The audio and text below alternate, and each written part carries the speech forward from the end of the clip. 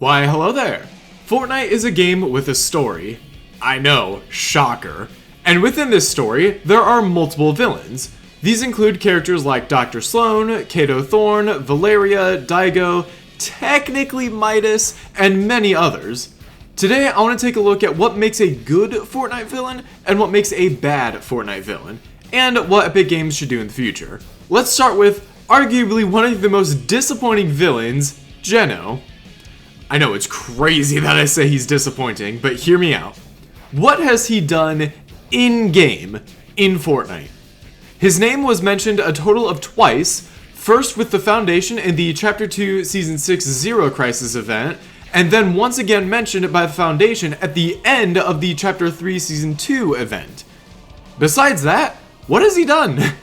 For someone who is hyped up to be the big bad of Fortnite, he's just not there. This is how you don't do a villain. You do not hype them up only for you to never use them. But wait, there's more. In Chapter 4, Season 1, the Tier 100 skin that season was the Ageless.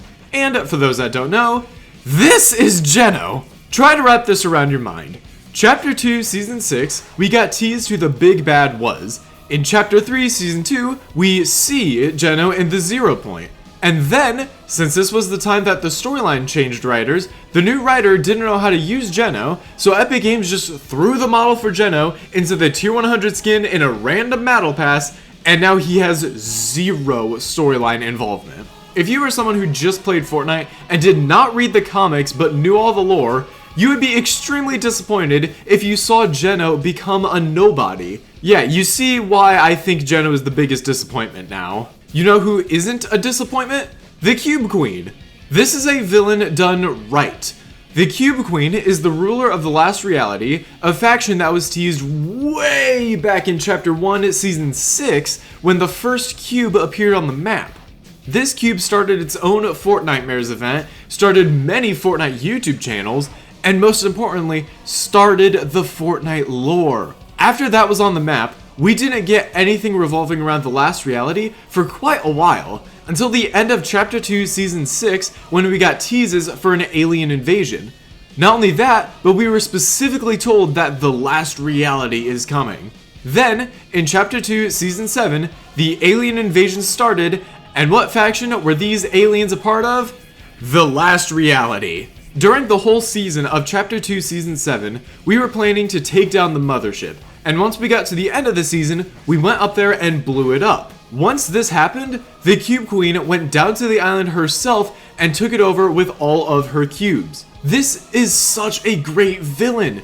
Notice how she was teased for a long time, and when she finally came to the island, she sent her minions first and then went down herself. Not only all of this, but she also had a goal. She wanted to eliminate all of reality and be the last one standing.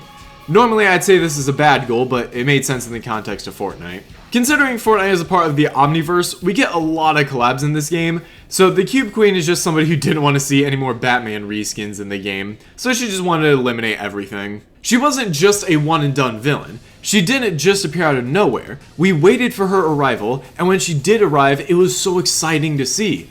Overall, the Cube Queen is a great example of a good Fortnite villain. Even though the Cube Queen was killed off at the end of Chapter 2, that wasn't the end of the Last Reality, although it should have been. The Herald was so stupid. Even though she was shown off at the beginning of Chapter 3 Season 3, when she arrived on the island in Chapter 3 Season 4, what was her purpose? Her name is literally the Herald. Epic, you guys do know what Herald means, right? It means to send a message. What message was she sending? Well, that was easy for me to say. Because she was a part of the Last Reality, but her queen is dead now, so what's her goal? Who is her leader? Why is she up? And she's dead. Now we can't ask her what her favorite flavor of paint is, dang it. But seriously, she just appeared here, tried to take over the island, succeeded, then offed herself. This is a classic case of someone in the writer's room having a really good idea, but doesn't know how to end it. I guess the Herald never received the message that her leader was killed. So far, I've only mentioned villains that have been shown off or teased before their main showcase. What about some villains that are just one and done types? Villains such as Kato Thorn, Fletcher Kane, Galactus, Megalodon, Palpatine, Zeus, and Valeria. All of these characters I've just mentioned are bad Fortnite villains. Just think about it. Kato Thorn appeared out of nowhere with the goal to time travel and take all valuables. Brother, you can time travel. You do not need to start a conflict with us to get what you want. Fletcher Kane just wanted money and then died. Galactus wanted the 0 point and nothing more. Palpatine wanted the 0 point shard and nothing more. Valeria wanted Pandora's box and nothing more. At the very least, Megalodon wanted to spread his desert biome to the entire island. It's just unfortunate his plans sucked. And Zeus just wanted you dead. Now, I obviously simplified all of their goals down to the minimum for comedic effect, but seriously, all of these villains were hardly teased, if any, and then they were gone immediately after their season. If all of these villains were more like Daigo, then each of their seasons would have been much better. Daigo was introduced in Chapter 6 Season 1 as a hero, and he wanted to stop the demons from invading the island. So he went into their hidey hole, fought them, and won. Then he got so mad at them that he wanted to fight them in the spirit realm. Unfortunately, he didn't realize how weak he actually was, leading to him getting corrupted within seconds of being in their realm. But during Chapter 6 Season 2, we see him get corrupted by the darkness. And then in Chapter 6 Season 3, he's the main villain. Of course, we are currently in the middle of Chapter 6, so we don't have the closure to his story. So by default, we don't know his villain goals entirely, but I imagine it's going to be really good. This is what I mean. A good villain is someone who is teased to exist many seasons earlier, either sends their goons to attack us or attacks us directly, and then has a goal that makes sense.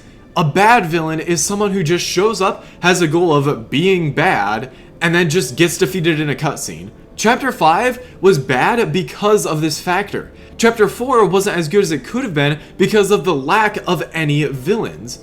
Chapter 3 ended in a poor fashion because the main villain didn't make sense. And Chapter 2 was phenomenal because of its villains. Except for Galactus, all of Chapter 2's villains were teased in earlier seasons, had the proper build-up, and had a proper defeat that felt earned. Before I say my final thoughts, I want to mention a very unique villain, Dr. Doom from Chapter 5. He has all of the proper factors to be a good villain. He was teased in an earlier season, he had a well-written goal, and he had an event to take him down. But for one reason, I don't think he's a good Fortnite villain. That reason being, he's a collab villain. Unlike Galactus and Palpatine, Dr. Doom had a goal of gaining power from Pandora's box so he could save his mother's soul. So he has a goal, but I don't know. He's a very confusing villain in my opinion. What do you guys think of Dr. Doom? Anyway, thank you all so much for watching. Please consider subscribing, and don't forget to use creator code Delta the Wildcard in the Fortnite item shop to get 0% off your next bundle, and I'll see you on the next one. God bless and goodbye for now.